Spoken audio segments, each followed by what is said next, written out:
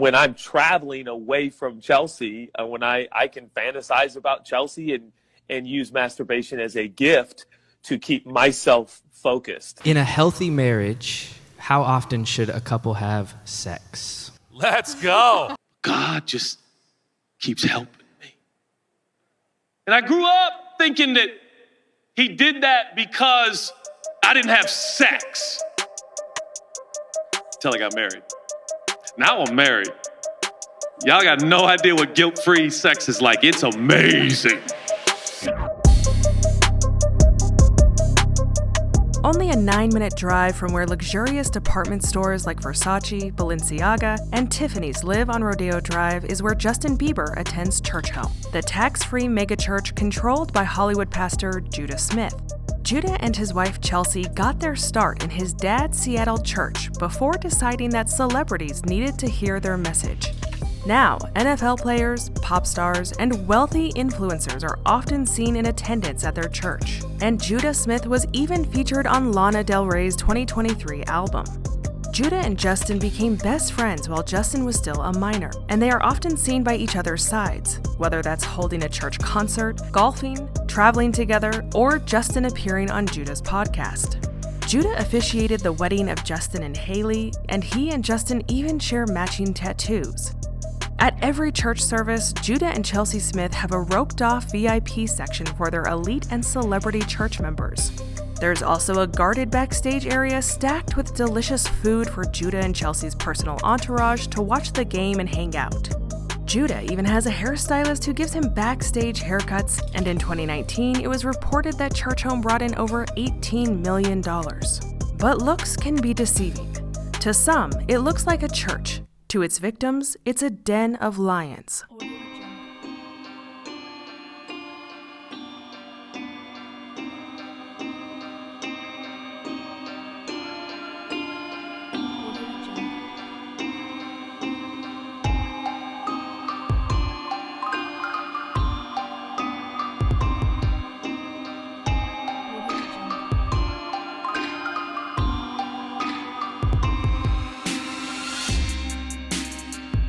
Behind the scenes of Judah and Chelsea's polished image are employees suing Churchome for mandating they must give 10% of their paycheck back to the church or be fired. Sexual assault victims who are attacked by high-ranking church leaders, and those same church leaders later given a promotion while the victims were shunned. Then there's the pay-to-play scam ran by Hillsong that Churchome participated in and used almost $1 million of their congregation's tithe money to fund. Lou Taylor also sat on Churchome's board of directors for years until recently being removed in 2024 after her connections to P. Diddy came to light.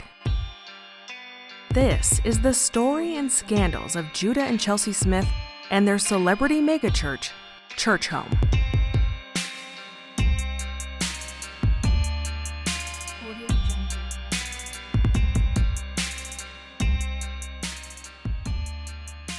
Before we begin, a quick note from the sponsor of this video, June's Journey. June's Journey is a hidden object mystery mobile game set in the 1920s with beautiful vintage scenes and a riveting story. This game is super relaxing, and I really like that it's mellow and I can play it anywhere. One thing you might not know about me is that when I'm not creating videos on scams and cults, I'm watching true crime. I can't get enough true crime, and June's Journey is perfect for me because it's a mystery game with a detective storyline that lets you look for hidden pictures, which are the clues that help you solve certain crimes. I found the game relaxing yet lightly challenging. It also helps improve your sense of observation while having fun. One thing I loved is that I got to decorate an estate in the game, so it was fun to make my own little space cute and exactly how I wanted. This game is completely free to download and already has over 10 million downloads with a 4.5-star rating. So make sure to check out June's Journey by clicking the link below in the description box.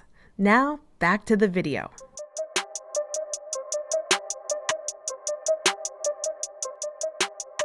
One fall day in 1978, a baby boy named Judah was born to Pastor Wendell and Ginny Smith in Washington on October 9th. The Smith family had a long history with Christianity. By the time their son took to the pulpit, he was a seventh-generation pastor. Judah's father had started his own congregation in Seattle. Wendell founded the City Church in 1992. It was a non-denominational evangelical assembly.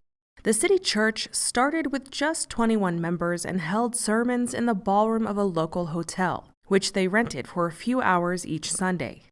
Judah loved being in front of the church next to his dad, and when he was just 9 years old, he gave his first solo sermon in front of the congregation. When he was 16 years old, Judah claimed he had a supernatural encounter with his God, sharing that after that, becoming a preacher wasn't so much a choice as it was a calling. In an interview with Premier Christianity, he said, quote, "At 9 years old, I had a real sense of God telling me that I was going to preach. Then at 16, I had a real supernatural encounter with God. At the risk of sounding incredibly spiritual, I saw things in a dream state, visions, some of which have come to pass in my life. All I remember is that I woke up, probably 45 minutes later, and knew that I had seen scenes in my mind. It was me preaching and leading and teaching. At the time, I just wanted to be a basketball player. That didn't pan out, but I guess the preaching is what God wanted me to do." End quote. And so did his dad. While still a teenager, Judah began volunteering as a youth pastor at City Church. In 1999, he married a young woman named Chelsea. Judah and Chelsea met when they were children, after their mothers became friends at a church in Portland. They were friends in junior high, but lost touch after the Smiths moved to Seattle when Wendell founded the City Church. But as chance would have it, Judah reappeared in her life during her senior year at college. Something else happened in 1999 as well. While he was still a youth pastor, a woman named Patty heard Judah preach at a conference. Something about his sermon moved her, and she purchased some of his sermons on tape. She kept tabs on Judah over the years, purchasing more of his audio sermons and even playing them at night for her young son to fall asleep to. Sadly, Wendell passed away in 2009. Church leadership was then handed over to Judah and Chelsea. By now, City Church had built momentum from its humble beginnings and had expanded to more than 6,000 followers across 5 campuses. Before the ink had dried on the transfer of church leadership paperwork, the couple made significant changes to its operation. They transitioned the core teachings of their doctrine into more modern and relatable lessons. Judah believed how his dad ran things was no longer sustainable and that organized religion needed to change.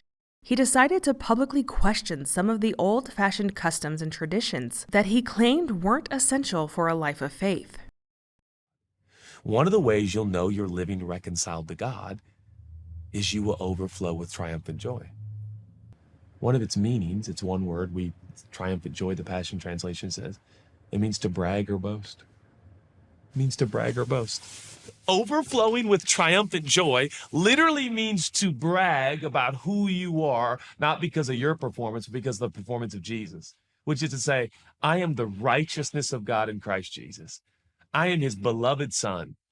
I am his favorite. My friend texted me the other day and said, "Sorry, Judah, I believe I'm his favorite." And I text back and said, "You sure are." But what I didn't write back in the text is, "And so am I. And I'm convinced, and you can't unconvince me. I'm his favorite." Things just work out for me. I got to tell you, church, things just work out for me. I always win. Things always work out in my favor. It always ends up seemingly helpful to what I want. I seem to ask God for things, and the things that I don't get, I realize later I really didn't want, but the things I really wanted, I end up just getting. I am telling you, things work out. I'm favored, I'm blessed, I'm righteous, I'm accepted, I'm his. He prefers me, he esteems me, he chose me, he gifted me, he talented me. What am I doing? I'm bragging. What am I doing? I'm boasting. You know what you need to do? You need to brag. You need to boast. It was 2009, and it had been 10 years since that young woman named Patty had become a fan of the Smiths. She reached out to Judah by telephone and said, "I don't know if you've heard of my son, but he needs some good influences in his life. Would you like to come to one of his concerts?" Her son was Justin Bieber. The couple happily agreed, and Patty introduced them to Justin for the first time. The trio became fast friends, but because of Justin's high-profile, jet-setting lifestyle, They didn't spend much time together at first. Only 1 year after meeting, Justin became the youngest person to ever win an American Music Award at just 16 years old. With Judah now leading his father's church, they leveraged social media and posted regular church updates on Twitter and Instagram in an effort to appeal to a new generation of believers. The plan paid off, and by 2013, Judah had more than 250,000 followers on his personal Twitter account, and his following would play a huge part in what the couple did next. One day, Chelsea had an epiphany while sitting on the toilet in 2013. She was reading a People magazine when she claimed her God spoke to her on the porcelain throne. He told Chelsea that the celebrities on the pages of that magazine needed her spiritual guidance. She said, quote, "I felt such a deep sense of compassion. It was a moment of feeling the heartbreak and the pain celebrities feel of achieving your dreams and realizing that you're still empty and the unique type of hopelessness that is." End quote. That moment cemented the next steps the church took to expand their work. If they were going to preach to celebrities, they needed to relocate their base from Seattle to the glittering land of Hollywood. Judah and Chelsea moved to California and began hosting small gatherings of believers in the living room of a friend's home. Soon, word got around about the charismatic young pastor with teachings perfectly shaped for a new generation of believers. As their congregation swelled, they rented a conference room in a Beverly Hills hotel before weekly renting out the Saban Theater in Beverly Hills, where they church today. But Chelsea's so-called epiphany happened the same year that Justin began making headlines for getting in trouble.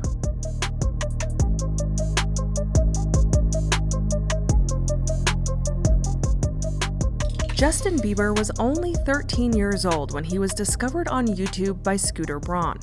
Success came at Justin fast, and by the time he turned 18 in 2012, he was given full license to a bank account with $100 million waiting for him, and the next few years would be rocky for Justin. He was sued by his neighbor for egging his mansion and causing $20,000 worth of damage. He was later court-ordered to pay his neighbor $80,000. In 2014, Justin was arrested for a DUI and charged with resisting arrest. This is the same year Justin would get closer to Judah Smith and Carl Lentz. Judah was preaching on the West Coast, while Carl on the East Coast in Hillsong, NYC. Justin was introduced to Carl by Judah, and both pastors had nicknames for Justin. Carl called him Buckaroo, and Judah calls him JB.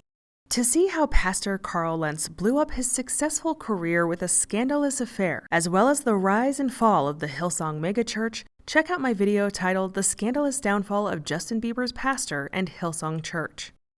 Justin got tired of living life scandal after scandal. In late 2014, he made a midnight phone call to Carl, asking if he could be baptized right away.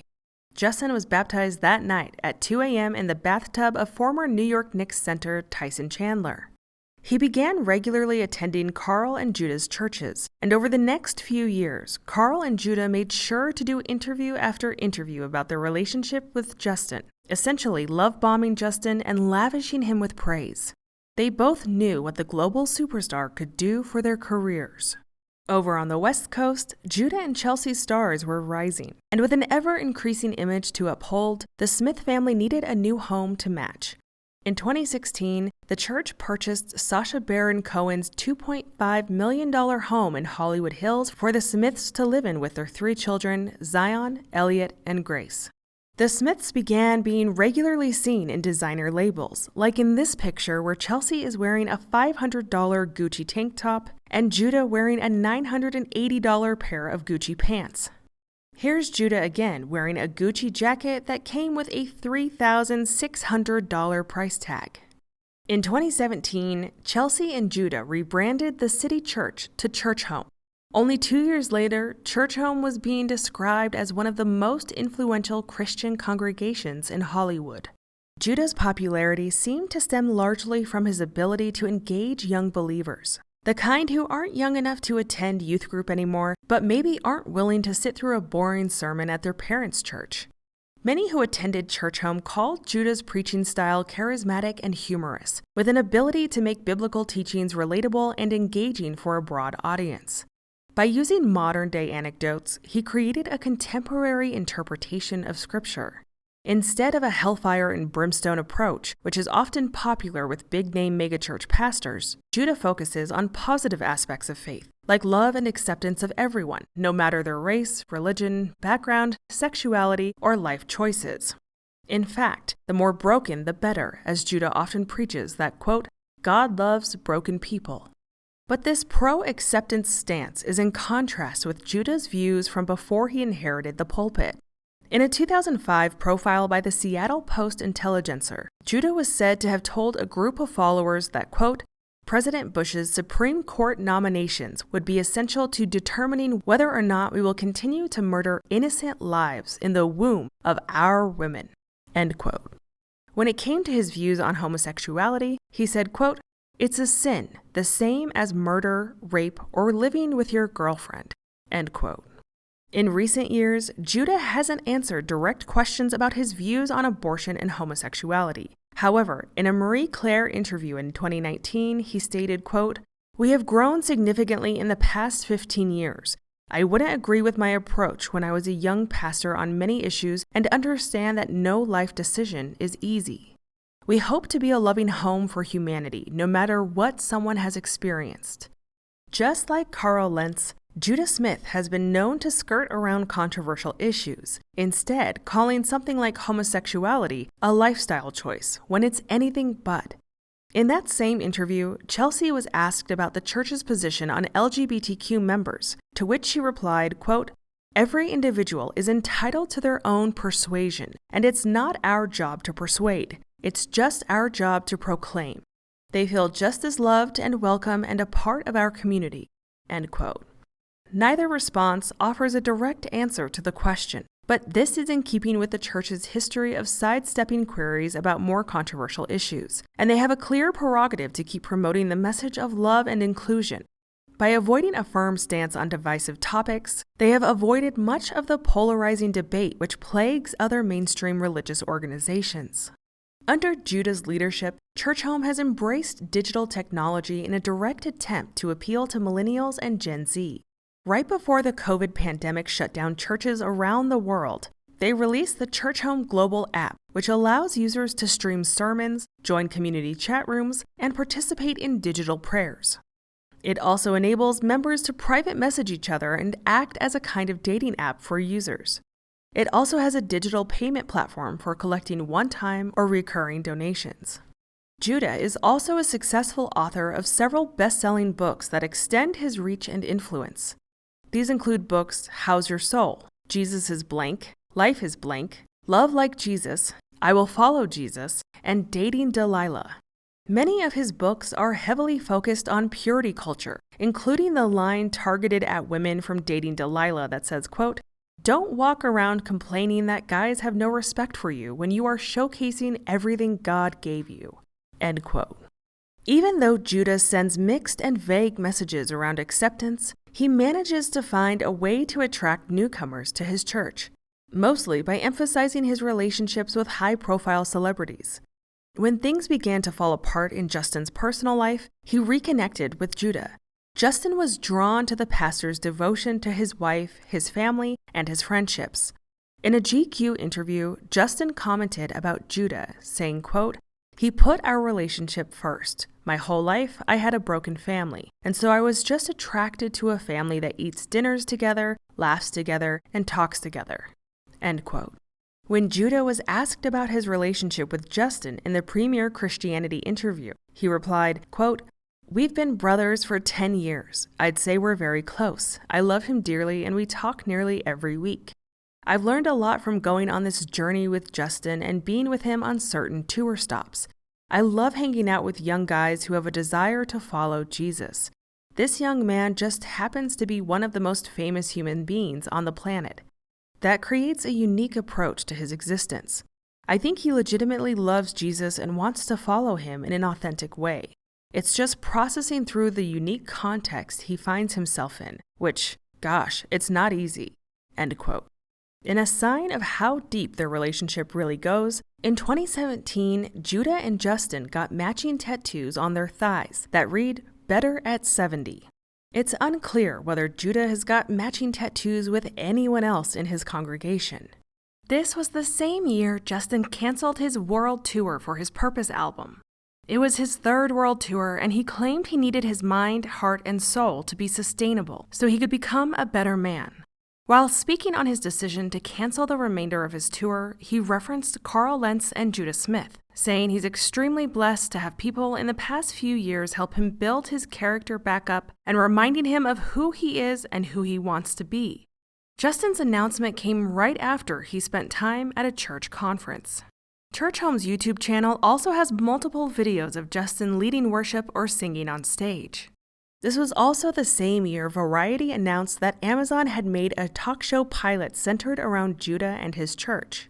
Even though the show never aired, the announcement alone was enough to trigger a new wave of member signups. By 2019, more than 10,000 devoted members were passing through its doors each week in campuses across Washington and California. When Justin and Haley Baldwin were legally married in New York in 2019, Judah officiated the ceremony, and Justin called it the most special moment of their lives. A year later, they had another special moment when Judah baptized them in a ceremony which the couple shared on Instagram. By then, Justin's relationship with Judah had validated Churchome as a celebrity-safe church, and the Smiths intended to make the most of his celebrity endorsement. They established a roped-off VIP area in the front of the church that's reserved for celebrities. They also set up a rear entrance with a private driveway for their highest-profile attendees. This area is often staked out by paparazzi, hoping to catch a glimpse of those in attendance at each sermon. Justin accidentally hit one paparazzo with his car in 2017 as he left the church.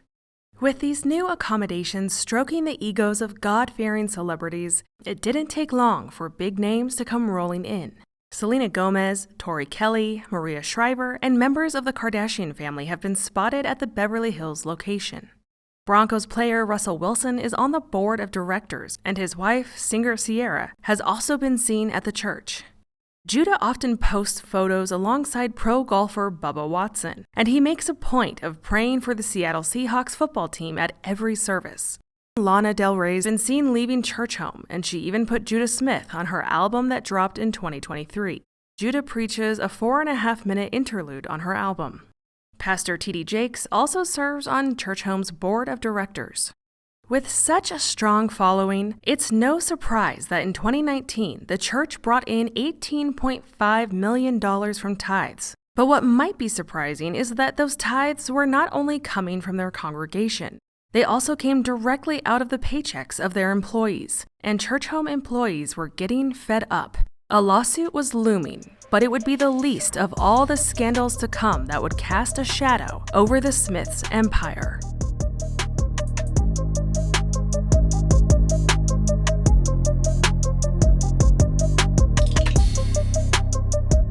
In early 2023, a video editor employed by the church filed a lawsuit against Churchome, alleging they were forcing her to donate 10% of her wages as tithes.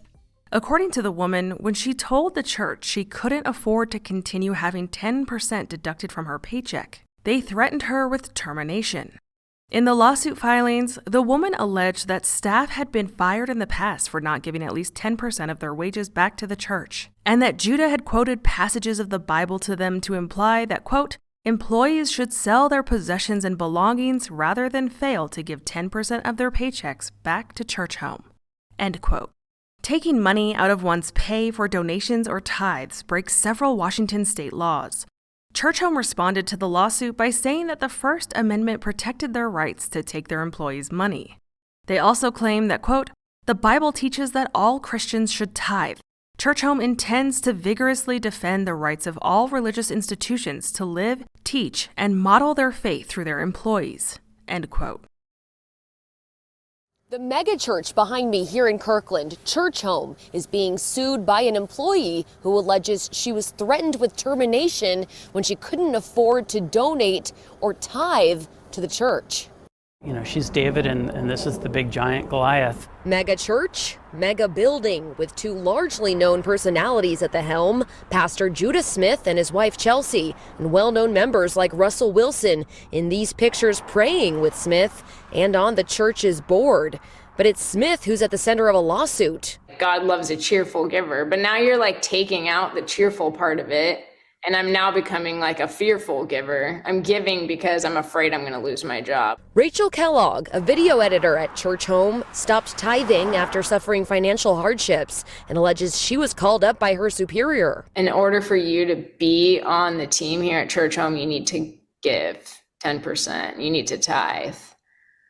And that's really when it hit me and was just like, wow. Tithing, the age-old practice of donating money to a church, is usually voluntary. Kellogg alleges the practice wasn't included in the job posting. Also in the suit, screenshots of messages like this between an alleged manager. One shows him saying, "It is expected if you're on the team that you tithe, and if not, it does sound like that would lead to being removed from staff." Churchome responded to King 5 saying, quote, "The First Amendment protects a church's right to restrict employment to those employees who choose to abide by church teaching." That's something Kellogg's lawyer says is irrelevant. We don't think that this is a First Amendment issue. Rather, it's Washington state law he alleges they're breaking. It's called the Wage Rebate Act, and it essentially says that it's unlawful for an employer to collect or receive a rebate of wages. Churchome told King 5 they plan to vigorously defend the rights of all religious institutions to live, teach, and model their faith through their employees. What I'm here for is just holding them accountable for what they are not supposed to be doing, but are getting away with. Marshall says he's working on making this a class action lawsuit. But coercing their staff into giving their hard-earned money right back to the boss was far from Churchome's worst behavior as a church and an employer. In 2019, it came to light that not only had one of their pastors been at the center of SA allegations, but Judah and Chelsea knew about them, investigated them, proved them to be true, and subsequently retained him as an employee. Braylon Oliver was first employed by Churchome when Chelsea and Judah took over from Wendell. He worked as an intern while attending Churchome College, and he exhibited some alarming behavior. He was charged with 3 separate DUIs and pled guilty to 1 misdemeanor charge of driving under the influence. Then, it was documented with the church that Braylon was texting underage girls and even drinking with an underage girl in his apartment. His roommate reported it. Despite all this, Churchome made Braylon the children's pastor in 2015. One Churchome intern told the Roy's Report she became disgusted with Braylon after hearing him make sexual comments in front of the children and putting his hands on other female interns in an inappropriate manner. She reported these incidents to Jonathan Smith, Judah's cousin. He told her he had had multiple similar reports about Braylon and would report it, but nothing ever came of it. The intern became disillusioned once Churchome never took any action against Braylon, and because of it, she left Churchome altogether. Only 3 years later, Braylon was promoted to campus pastor of Churchome's downtown Seattle location in 2018. Not long after, the Smiths were made aware of allegations from Braylon's former partner that he had R-worded her in 2012. The woman, who will remain nameless, met Braylon when she was a student at Churchome's Bible College and Leadership Development Program. They dated for a couple months, but broke up when she found out he had cheated on her multiple times. In the midst of their relationship, he allegedly forced himself onto her after a night of drinking. Braylon denied the incident, but an investigation commissioned by Churchome determined that the allegations were credible. The report also revealed that Braylon had a long history of excessive drinking, texting underage girls, drunk driving, and had been fired from a position at a previous church. There were also rumors that Braylon had been spotted outside the Churchome girls' dormitory at night and that he brought underage girls home to his apartment. However, the investigator noted they weren't able to corroborate these reports because all of Churchome's ex-employees were made to sign NDAs, meaning they couldn't comment on what they knew. One of these former employees was Judah's cousin, John Smith, who was the director of leadership experience at the time Braylon's behavior was reported, as previously mentioned.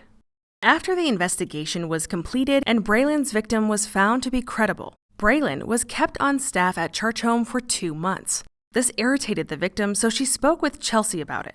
According to her, the Smiths asked her what she thought they should do with Braylon. As if that wasn't shocking enough, they then stressed to her that they believed in grace, so much so that their Churchome app promoted the testimony of a convicted murderer. The woman wasn't having their excuses and told them they needed to hold Braylon accountable and terminate him because pastors are held to a higher standard, and that murderer also had to be accountable by serving out his prison sentence. Finally, after 2 months of her pressing the issue, Braylon was fired from Churchome in 2019. In a company-wide video announcement about Braylon's departure, Judah stated, quote, "Braylon, you've done such an amazing job here. We love him. And he made a mistake years ago, 6 years ago, and hurt a member of the community. And he's going to step down and they're both going to get the help they need." End quote. Being believed and validated was a great outcome for the SA victim, even if it took too long to get it. But the relief which came from knowing that Braylon couldn't use his church position to hurt more women was short-lived. In July of 2020, while Braylon's victim was working as a nanny for Judah and Chelsea, she got a text from Chelsea that read, quote, "Hello, I have something fun, would love to run by you to get your opinion on if you have a few minutes sometime." End quote. That something fun was Chelsea telling her that they were thinking of rehiring her attacker, as Braylon had applied for a position at Churchome. Feeling like her world was closing in on her, she approached Chelsea to speak about this. Chelsea told her over and over again that the SA was a mistake and that she needed to forgive Braylon. But the woman wasn't going to let the Smiths minimize the assault, even if she was their employee. She told Chelsea, quote, "Holding someone down, forcing them to have sex with you when you're trying to get out of a car, that's not a mistake. That's a conscious choice. If I have to live the rest of my life with the consequences of his choice, so does he. He doesn't get a 3-year probation, a slap on the wrist, and his life back." End quote. 1 month later in August, and still having to defend her trauma, she sent Chelsea a text that read, quote, "Unfortunately, Braylon has not taken responsibility for what he did. He has not sought forgiveness, therefore there does not appear to be genuine transformation. Also, even when people do all of the above, one must ask if they are worthy of the role a leader represents in the church, especially given that a leader is held to a higher standard. I believe that there are likely way more candidates who do not have the abusive traits and background that Braylon has who would likely be a much better fit for the culture you aspire to cultivate.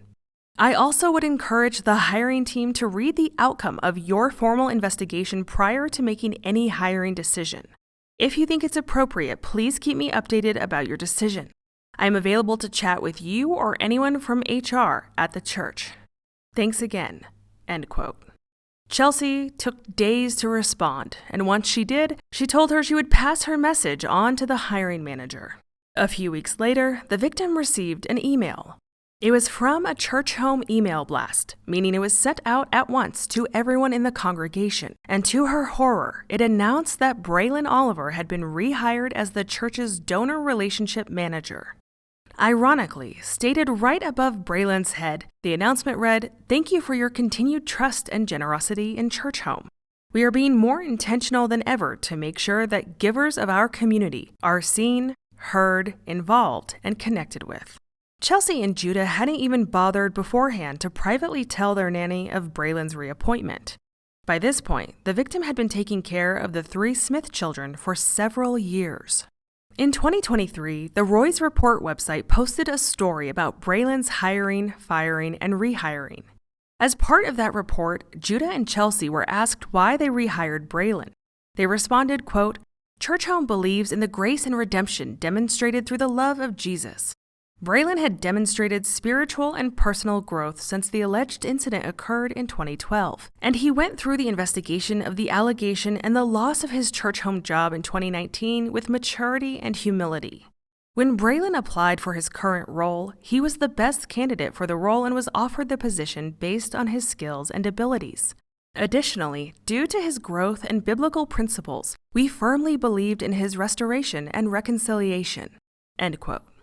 It's important to note that Braylon's response to the initial investigation was to deny the SA ever happened and then to say that the victim only came forward after years later because he was so successful, and she envied that he was married and she was single. He never admitted what he did or apologized. 2 weeks after the Roy's Report published the story, Braylon Oliver resigned from his position at Churchome. In light of media reports about Braylon being rehired, the release of the initial investigation which documented his concerning behavior, and the public now realizing the Smiths let a serpent slither freely in their garden of believers, other women came forward to share their experiences at Churchome. A woman named Peyton Jones shared how on the evening of February 22nd in 2019, she spent time hanging out with her friend Zachary Jacquith. He made her a drink, the first drink of the evening for her, and the last thing she could recall was him getting touchy-feely with her. The next thing she remembered is waking up in her car with a blanket on top of her and her pants unbuttoned. She claimed she felt messed up and confused about what happened. Over the coming days, snippets of her memory returned, and she believed Zach had allegedly drugged and essayed her. Panic attacks became a daily occurrence for Peyton. At the time, Zach was working as an intern at Churchome while he studied at their college. When Peyton told church leadership what happened, their lawyers discouraged her from reporting the incident to police. They told her not to worry and that they would take care of Zach internally. Taking care of him only meant a 2-year ban from Churchome campus and college housing, a consequence which Peyton called a slap on the wrist. It became clear that Churchome's reaction wasn't just about protecting the church. As it turned out, Zachary's father, Justin, is a Churchome pastor for their Guadalajara, Mexico chapter. He was also a ghostwriter for many of Judah's top-selling books. Peyton did end up making a police report, but no charges were ever filed against Zachary. In his initial response to the investigation, Zachary stated that everything was consensual, but later changed his story to say she was the one who essayed him, not the other way around. He then sued her for defamation and is now a TikTok and YouTube personality with over 18 million followers across both platforms. So there's that. Another woman came forward soon after Peyton went public to say she was kicked out of Churchome College after reporting the rape of a fellow student, which was partially witnessed by another student who backed up both women's accounts. But when the woman told church leadership, including Judah, about what happened, they removed her instead. They said she had broken their rule of not drinking alcohol on campus. The incident was reported to police, but no charges were ever filed. In 2018, another woman on the worship team reported to Judah's cousin, John, that she had been essayed by a well-liked worship leader. Instead of holding the popular worship leader accountable, she was kicked off the worship team and told she couldn't be trusted around men. With Judah and Justin growing closer than ever, and Judah constantly using Justin as a marketing tool for his church, Churchome was bigger than ever. But at the end of 2019 to 2020 school year, Churchome College closed. Churchome stated it was unrelated to all the sexual assault allegations, but Judah's cousin John told the Roy's report that the amount of sexual assault allegations in 2019 absolutely factored into the decision to close Churchome College. In 2023, Judah's cousin John and his wife Rose were interviewed about their choices in punishing the women who came forward with their essay experiences when they were employed by the church. The women had falsely believed that as a person in a position of leadership, John would believe them and take appropriate action against the men. Instead, he did the opposite. John and his wife both expressed regret about prioritizing the church's hierarchy and power structure over the experiences of victims, saying, quote, "Once you get outside of the brand of it all, the evangelical system, and you're just with real people, I have these lucid thoughts of what world was I in? Like, what was I thinking? How did I so quickly, so easily dehumanize people because of morality, because of a superiority complex?" End quote. Because of the NDAs signed with Churchome, neither John nor Rose could talk about the specifics of any of the incidents. They no longer work for Churchome. While Judah is no longer seen publicly supporting his good friend Carl Lentz after his affair came to light, it appears that relationship was a paid-for one anyway.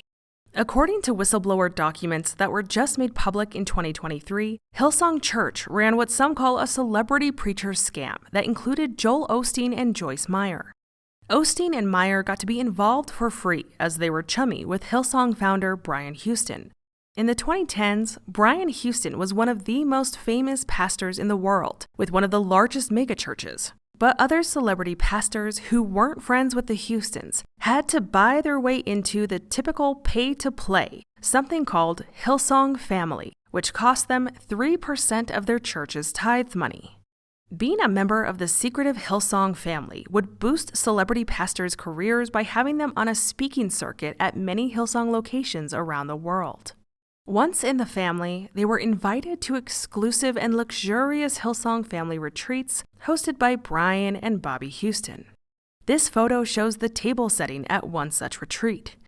Not only did these pay-to-play pastors get to speak at high-profile events attended by tens of thousands of people, they also got to sell their merch at said events and receive honorariums, aka gratuity.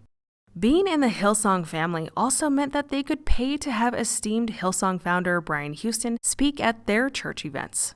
Judah and Chelsea Smith were the second highest paying members in the celebrity pastor scam of Hillsong family, secretly paying in over $858,000 of Churchome's tithe money while telling their employees they needed to give 10% of their paychecks back to the church.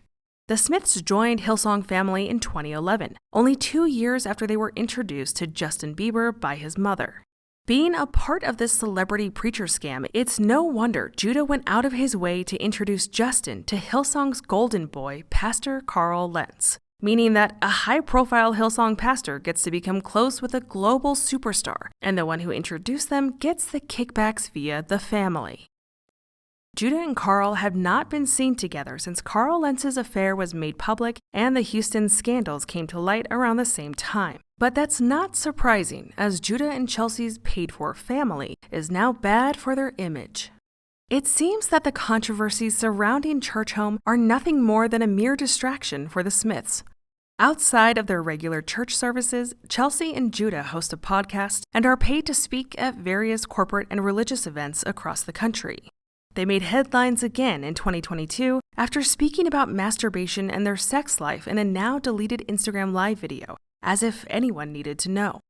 Judah called masturbation a weapon they could use to help them, and Chelsea claimed self-pleasuring falls under the standard of personal conviction, saying, quote, "What is your personal conviction? How can you use it as a tool and as a weapon to use it for sexual purity and not against it?" Judah claimed he wanted to change the storyline about married evangelicals and sex, saying, quote, "There is a perception that Christians are dull and non-sexual, but Chelsea and I have a lot of fun and enjoy each other," end quote. In 2021, Judah was featured on Justin's gospel album on the song called "Where You Go, I Follow." While the lawsuits against Churchome are still ongoing, in more recent news, Lou Taylor was removed from Churchome's board of directors in 2024 after her company was implicated in the P. Diddy lawsuit. If the name Lou Taylor sounds familiar to you, that's because she was Britney Spears' business manager and allegedly the one who suggested the idea of a conservatorship to Britney's father, an abusive conservatorship that Britney was controlled and abused in for 13 long years while Lou managed her. Scooter Braun, a friend of Lou Taylor's, discovered Justin Bieber and became his manager until June of 2024, when he stepped down from working as a music manager after a plethora of scandals and negative press came to light. With all these artist managers and celebrity pastors circling like sharks in the water, it will be a miracle if Justin gets out unscathed. More recently, he and his wife Hailey Bieber announced they are expecting their first child. In May of 2024, they flew to Hawaii where they hosted a baby reveal and a vow renewal ceremony, which was officiated by none other than Judah Smith. While Justin has spoken at length about his sobriety journey, he was seen holding a glass of red wine during the ceremony. This has been the scandals of Pastor Judah Smith and Churchome.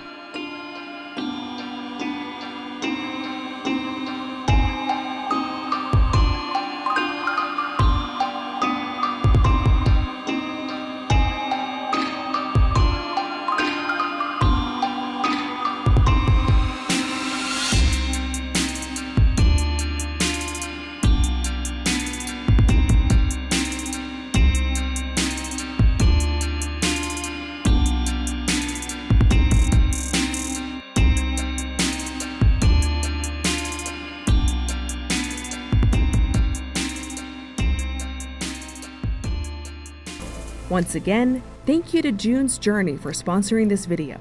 Be sure to check out June's Journey by clicking the link below.